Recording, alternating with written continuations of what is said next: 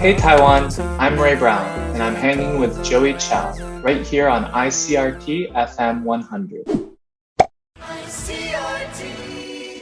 Hello fam, what's up? I'm Joey. Today we're speaking with an extremely talented Japanese-American singer-songwriter and producer. He grew up in Kobe, Japan, went to Berklee College of Music, released one of his first singles on SoundCloud like everybody else did in the 2010s. And now he's moved to New York, where I can only guess that by osmosis of, the rich, diverse culture around him is only going to make his music even better. That lo-fi, R&B, lounge vibe, ambient, bedroom pop music that we've come to love him for. Today we have Rei Brown. What's up? Hey, nice to meet you. Thank you for having me. Nice to meet you too. Where's the space? Where are you right now? I'm in my office/home studio in my apartment in New York. Okay. And maybe by the time the listeners actually watches or listens to this conversation, Rei, the album is going to be out already. Xeno, which is your debut LP. Are you excited? Are you nervous? What are you feeling about this right now? I'm definitely excited for the world to hear it. I think for me, it's a little weird because the music has been done for so long and the rollout has been very long. So To me, it's a little weird. Like to me, it feels like it's been out, I've shown friends and family the songs. So like, I'm not quite sure what's going to change when it actually comes out, but I'm excited that, the world is going to be able to hear it. And I hope that it, like something does change, that it impacts people and that more people get to hear my music. And I'm also, just excited to see what putting out like a full album, how that lands differently than just like putting out smaller projects like I've done before. So there's been a lot of EPs, ones that I personally really loved, especially the Lovers 1 and 2. Those were great projects. Thank you. But for LP, and you really put in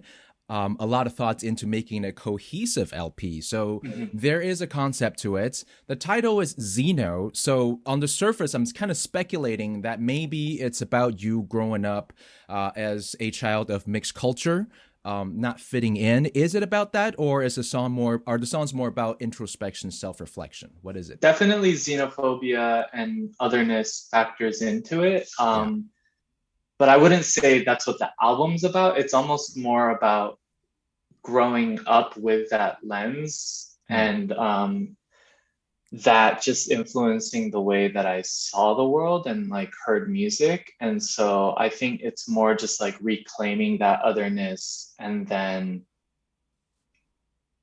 just creating this like brand of sci-fi and like world building that the whole album can exist in.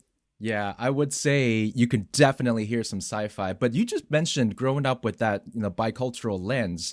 Do you think the Japanese culture influenced you in a way that I find your songwriting to be very poetic? Is that, do you think, from that Asian side? It's definitely hard to pinpoint all the different influences because even a lot of like media and music I was listening to was Western influences then being like regurgitated in Japanese, like commercials, movies, and music. Yeah.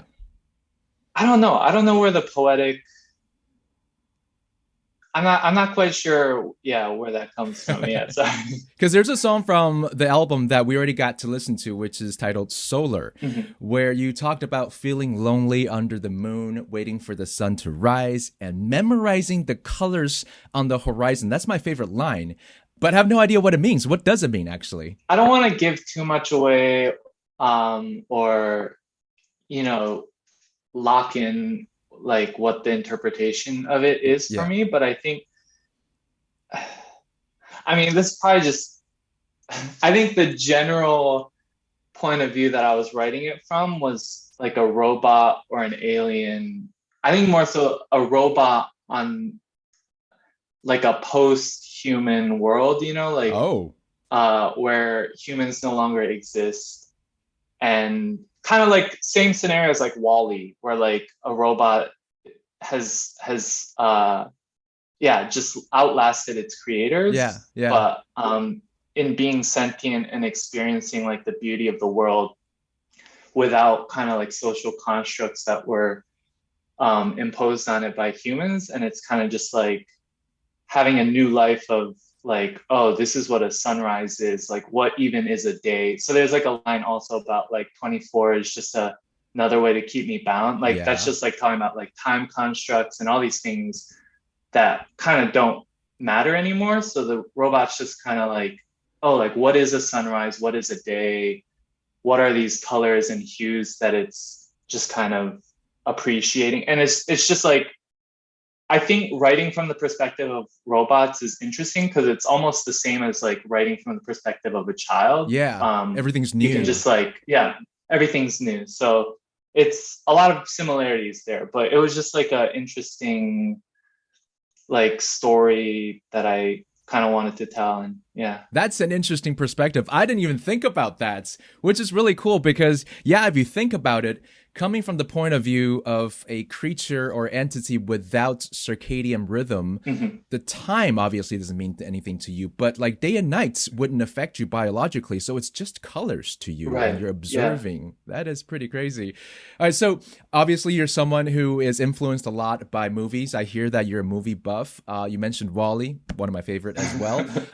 If you were to write soundtrack or compose some sort of music for a movie, would it be a sci-fi, and what kind of movie would it be about? Ooh. I think sci-fi would be a challenge, and it would be exciting because like I grew up, like all the Star Wars sound effects of like lightsabers or TIE fighters, all of that kind of like revolutionized sound design, and that has always inspired me. But I don't know if I have the chops to like keep up with that kind of soundtrack or sound design. But I do think just like any kind of like coming of age or like drama kind of film could also just be fun, and leaning more into like the dramatic, like tear jerky kind of soundtrack might be fun. Yeah. Either or. Yeah. I think you definitely got the chops for it because what's the song? Picture Frames. It's so like sonically vivid, the imagery that you put into people's heads, right? So I think thank you could definitely do it. The album Xeno has the track list is out, so we can see that there's definitely a little bit of sci-fi influence. Solar, we mentioned the song Neptune. There's a song called Centauri, which I'm guessing is about the Centaurus constellation. Is that or star system? Yeah, it's a star system. So you are clearly a student of astronomy. Are you also a student of astrology? Like, do you dig deep into like what it means for your star sign or whatever? Very lightly and like more so in like a fun way, and really only like grab things that feel like they apply to me. And I definitely am not good at recognizing like other people's signs and like what that means for other people. It's more like, I just see the memes of my sign. What is your sign? Like, when is your birthday? Because you're kind of mysterious. I'm an Aquarius. Aquarius. So you're early February or late February, sometime around there. Yeah. Okay. Yeah. I tried to look up more about you online, and there's just very little information. So are you comfortable sharing your birth date with us? I'd rather not say my birthday. Okay. Yeah. I'm gonna ask you a few like short questions just to fill that like Wikipedia page. Okay. And if you don't want to answer, it's fine. Okay. But if it's true, then say check. Okay. So you're from Kobe, Japan. Check. Check. Okay. Your dad's American. Check. Okay. Your mom is Japanese. Check. Yeah. Okay, and a painter and a former musician who you owe a lot of your music sensibility to, right? Yes. Okay, you have a sister. Is she in music? No, but I guess growing up, she was like musical and would sing in the choir and stuff, but she's not, professionally involved in music. Okay, so that's Rei's family. Now, here's a more complicated question. There's a conspiracy theory making the rounds on the internet that you are actually Joji's alter ego. Are you Joji? No. Because you did a collaboration with him on this album, and it would be weird if you're the same person. So how about this? How tall are you? You look like a very tall guy. I don't know, because I feel like every time I meet people who say they're the same height as me, they're like shorter or taller. But I'm about 6 feet. Okay, wow. And depending on the shoes, I'm taller, and sometimes I'm shorter. So Okay, and you recently did or at least joined Keshi on a concert tour for Hell and Heaven. Now, if there's a country that you can visit for your own tour, what would it be? And just a little heads up, your top streaming artists in Malaysia, Indonesia, Philippines, and Taiwan, where I am.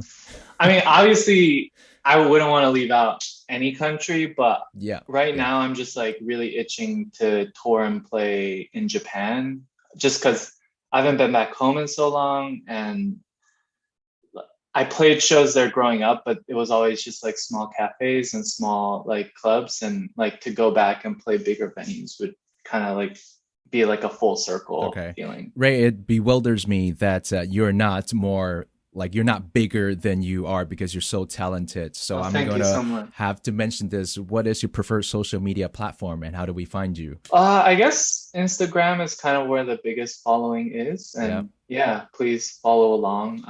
I've been trying to post a little more on TikTok, so maybe TikTok too, but mostly Instagram. All right. So Rei Brown, look for him, ReiBrown on IG. And thank you so much for taking our interview today. Looking forward to Xeno. Thank you so much. Yeah, we waiting for the sun, memorizing color.